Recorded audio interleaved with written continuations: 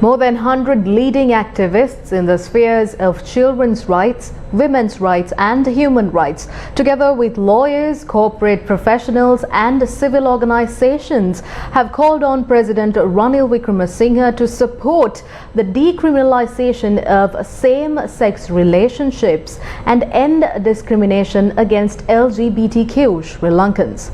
There was no immediate response from the President. This comes in the wake of legal activity around the Penal Code Amendment Bill that has been introduced to Parliament, which would change outdated laws that criminalize same-sex activity. The authors of the letter have pointed out to the President that some of those challenging the historic bill brought by MP Premnath Dolavatta are making false allegations that the bill would result in endangering children and causing an increase in HIV infections. In the letter, the respected children's and human rights activists and lawyers explained that children are adequately and better protected through several provisions in the Penal Code that provide increased penalties for child abusers.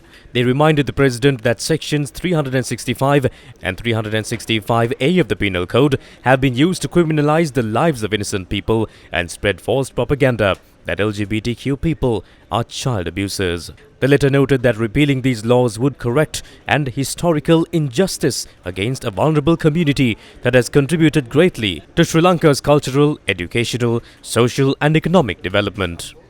I would like to remind the viewers that the Penal Code was established in 1885. We are now in the 21st century where countries have moved on, have developed and societies have become more civilized and tolerant.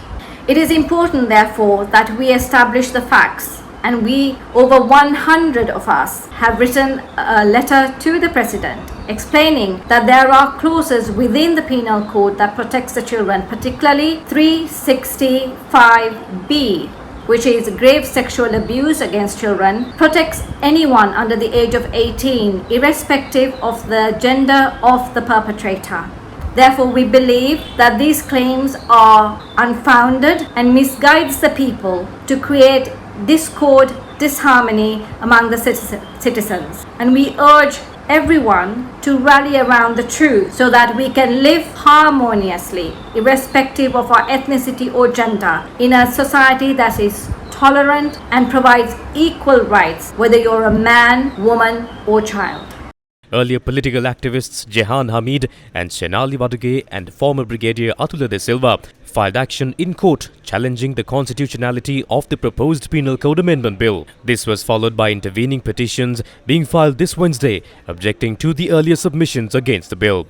President's Counsel Sanjeeva Jayawardena and Dilrukshi Wickremesinghe and attorneys at law Tisha Veragoda and N.K. Ashok Baran representing the interviewing petitioners in their petitions pointed out that there are sufficient provisions in the Penal Code to protect children from abuse and that the proposed bill will remedy a long-standing injustice against the LGBTQ community in Sri Lanka. The intervening petitions also highlight that several Buddhist and Christian leaders have expressed their support for the LGBTQ community and their rights. Recently, Pope Francis made a statement that laws that criminalize LGBTQ people are a sin and that countries must repeal laws that criminalize LGBTQ people.